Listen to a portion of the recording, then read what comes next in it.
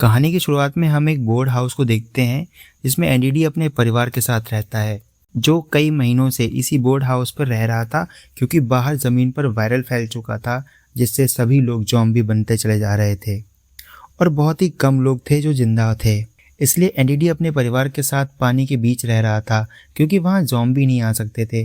अब हम एनडीडी को देखते हैं कि वो जंगल की तरफ देख रहा होता है, तो वहाँ वो एक फैमिली को देखता है जो एन्जॉय कर रही होती है। एनडीडी उनकी तरफ इशारा करता है, लेकिन उस फैमिली का मुखिया घर निकालता है और एनडीडी को दिखाता है ताकि वह लोग उसके परिवार से दूर रहें, जिसके बाद एनडीडी समझ जाता है और वापस अंदर आ जाता है। रात के वक्त एनडीडी की पत्नी उससे कहती है कि हमारे पास एक दिन का ही सिर्फ खाना बचा है, इसलिए जल्द से जल्द हम लोगों को दूसरी सुरक्षित जगह पर जाना होगा जहाँ पे हम लोग फिर से खाना इकट्ठा कर सकें। अगली सुबह हम जंगल में थमी नाम की एक लड़की को देखते हैं जो पेड़ के ऊपर चढ़ी हुई होती है। अब हम उसे अपने पैरों पे पत्ते बांधते हुए देखते हैं। वह पत्ते बांध रही थी ताकि ज़ॉम्बी उसके पैरों की आवाज़ न सुन सके और वह ज़ॉम्बी से बच पाए। दरअसल थम्मी के पिता अभी जल्द ही ज़ॉम्बी बन चुके थे और वह अपने ज़ॉम्बी बने हुए पिता को एक गड्ढे में रखती थी। वह दिन में जंगली जानवरों का शिकार करके अपने पिता को रात में खिलाती थी क्योंकि वह अपने पिता से बहुत प्यार करती थी। उसे अभी भी लगता था कि उसके पिता समय के साथ ठीक हो जाएंगे। अब हम एनडीडी को देखते हैं जिसे एक बोट पानी में पलटी हुई नज़र आती है, जिसके बाद एनडीडी अपनी छोटी बोट को लेकर उस बोट के पास जाता है ताकि उस बोट से खाने का कुछ सामान ले सके। अब एनडीडी उस बोट के अंदर जाता है। बोट के अंदर बहुत सारा खाना था जिसे लेकर वह वहाँ से आ जाता है और अपनी पत्नी को बताता है कि हमें खाना मिल गया है जिससे हम कम से कम 9 महीने तक आराम से ज़िंदा रह सकते हैं। अब रात के वक्त एनडीडी सो रहा था, तभी उसकी पत्नी सोचती है वह बोट के अंदर जाकर कुछ ना कुछ सामान ले आए, इसलिए वह बोट पर जाती है। अंदर जाकर वह कुछ ढूंढ रही होती है, तभी उसे बोट के अंदर एक आवाज़ सुनाई देती है। वो समझ जाती है कि बोट के अंदर कोई ज़ॉम्बी है, पर तुरंत वह वहाँ से भागने की कोशिश करती है। लेकिन जैसे ही वो वहाँ से भागने की कोशिश करते हैं, कोई उसे जकड़ लेता है और अंदर खींच लेता है, लेकिन वह किसी तरह जान बचाकर उस बोट से निकल आती है और वापस अपनी बोट के लगे बाथरूम में जाकर बैठ जाती है। अब जब एनडीडी सोकर उठता है तो वो देखता है कि उसकी बच्ची बहुत रो रही होती है। वह देखता है बोट पर खून बिखरा हुआ है और बाथरूम की ओर जा रहा था। साथ ही उसकी पत्नी भी उसको नहीं दिखाई देती है। वह बाथरूम के अंदर देखता है कि उसकी पत्नी घायल है और उसे ज़ॉम्बी ने काट लिया, जिसके बाद एनडीडी समझ जाता है कि अगले 48 घंटे में ज़ॉम्बी बन जाएगी, क्योंकि ज़ॉम्बी के काटने के बाद 48 घंटे के अंदर इंसान ज़ॉम्बी बन जाता है। लेकिन फिर भी एनडीडी को उम्मीद थी कि वह कहीं ना कहीं अपनी पत्नी को बचा लेगा, इसलिए वह छोटी बच्ची और पत्नी को लेकर ज़मीन पर आ जाता है ताकि वह जल्द से जल्द नज़दीक हॉस्पिटल में पहुंच जाए। जब वह लोग थोड़ा आगे बढ़ते हैं तो रास्ते में कुछ गाड़ियां नज़र आती हैं। जब एनडीडी देखता है वहाँ पर एक कार खड़ी है जो एकदम खाली है। अब एनडीडी पास जाकर देखता है कि उसमें कोई फ्यूल नहीं था, इसलिए जब वह उसमें फ्यूल डाल रहा था तभी एक ज़ॉम्बी वहाँ पर आ जाता है। लेकिन ऐन मौके पर एनडीडी उसे देख लेता है और वह लोग गाड़ी के अंदर बैठ जाते हैं और वहाँ से भाग जाते हैं। बीच रास्ते में उसकी पत्नी एनडीडी से गाड़ी रुकवाती है ताकि वह अपनी बेटी के कपड़े चेंज कर सके, लेकिन उस दौरान वह नीचे गिर जाती है और बेहोश हो जाती है। जब वह होश में आती है तो वह अपने पति से कहती है कि वह उसे छोड़कर वहाँ से चला जाए, क्योंकि जल्दी वह ज़ॉम्बी बन जाएगी और उन दोनों को भी काट लेगी।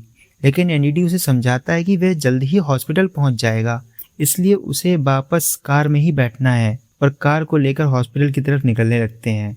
बीच रास्ते में कार के सामने ज़ॉम्बी आ जाता है, जिसके कारण एनडीडी की कार का एक्सीडेंट हो जाता है। अब एनडीडी कुछ देर के लिए नींद लेने के लिए कार में ही सो जाता है, लेकिन जब एनडीडी जागता है तो वह देखता है कि उसकी पत्नी पूरी तरीके से ज़ॉम्बी बन चुकी थी और अब वह उस पर हमला भी करने लगती है और साथ ही एनडीडी के हाथ पर काट भी लेती है। लेकिन एनडीडी किसी तरह अपनी बेटी को लेकर वहाँ से निकल जाता है और किसी तरह अपनी पत्नी को मार देता है। अब वह देखता है कि उसके हाथ पर उसकी पत्नी ने काट लिया था। अब उसे ये एहसास होता है कि वह भी जल्दी ज़ॉम्बी बन जाएगा, इसलिए एक बार को अब वह हार मान चुका था कि अब कोई फ़ायदा नहीं है, क्योंकि अब बाद में वह अपनी बेटी को काट लेगा। इसलिए वह खुद को मारने की सोचता है। फिर वह अपनी बेटी की तरफ देखता है जो बहुत मासूम थी, जिसे जंगल में कोई भी खा सकता था। इसलिए एनडीडी के पास 48 घंटे का समय था जिसके बाद वह ज़ॉम्बी बनेगा।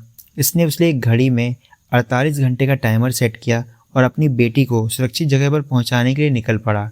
तभी वह उस ज़ॉम्बी को देखता है जिसके कारण उसकी गाड़ी का एक्सीडेंट हुआ था। तभी वहाँ पर थू आ जाती है और कहती है कि उसके पिता को कुछ मत करो। फिर वह अपने हाथ को काट लेती है जिससे खून निकलता है और उसके खून को सूंघते सूंघते उसके पिता उसके पीछे चलने लगते हैं। अब एनडीडी आगे किसी सुरक्षित जगह के लिए निकल पड़ता है और रास्ते में उसे एक घर दिखता है। जब वह उसके अंदर जाता है तो वहाँ एक औरत मिलती है।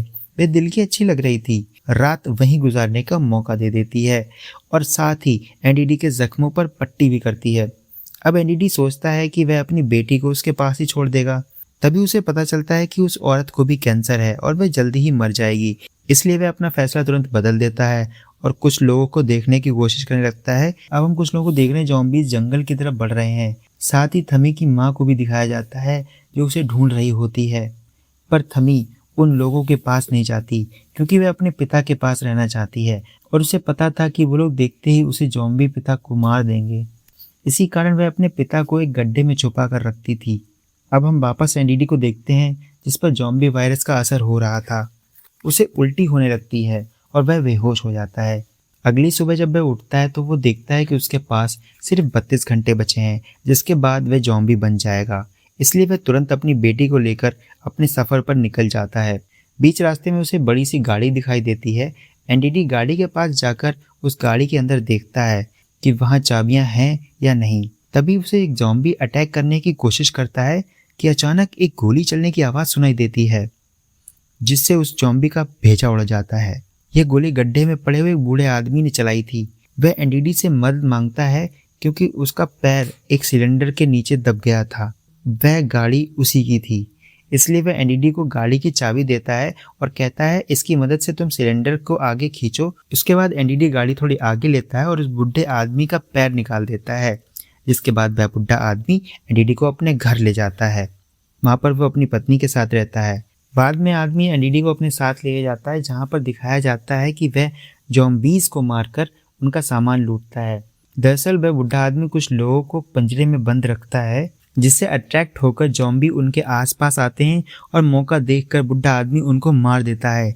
इसी सिलसिले के कारण वह आदमी अभी तक जिंदा है। एनडीडी को ये सब अच्छा नहीं लगता क्योंकि वह खुद एक अच्छा इंसान था, लेकिन वह भी क्या कर सकता था। जब शाम के वक्त लोग वापस घर जाते हैं तो एनडीडी देखता है कि उसकी बेटी उस बूढ़े आदमी के साथ खेल रही होती है और उसके साथ काफ़ी आराम से रह रही है। उसका एनडीडी सोचता है कि उसकी बेटी अब सेफ है और वह अब अपने आप को मारने की कोशिश करता है। उस बुड्ढे की पत्नी आ जाती है और उससे कहती है कि रुको, तुम्हारी बेटी यहाँ पर बिल्कुल सेफ नहीं है। साथ ही वह बताती है कि उसकी पत्नी भी नहीं है, उसने उसे ज़बरदस्ती यहाँ पर कैद कर रखा है। जिसके बाद एनडीडी अपने आप को नहीं मारता है। तभी वह बुढ़ा आदमी वहाँ पर आ जाता है और उसे लगा कि एनडीडी कुछ गड़बड़ कर सकता है, इसलिए वह एनडीडी को बंदूक मारकर घायल कर देता है। उसे ले जाकर थूमे के पिंजरे में बांध देता है, लेकिन एनडीडी बहुत ही होशियार था। वह थूमे के साथ मिलकर उस पिंजरे से बाहर निकलने का प्लान करता है और जैसे ही ज़ॉम्बी आते हैं वह ज़ॉम्बी को चकमा देकर पिंजरे से भाग आता है। वे लोग सीधे उस बूढ़े आदमी के घर जाते हैं ताकि एनडीडी अपने बच्चे को वापस ले सके। साथ ही वह औरत एनडीडी के साथ जाती है, जिस औरत को बूढ़े आदमी ने अपने घर में कैद कर रखा था, जिसे वह अपनी पत्नी बता रहा था। अब वे सभी लोग वहाँ से भाग रहे होते हैं। तभी बूढ़ा आदमी जाग जाता है और उन सबको देख लेता है।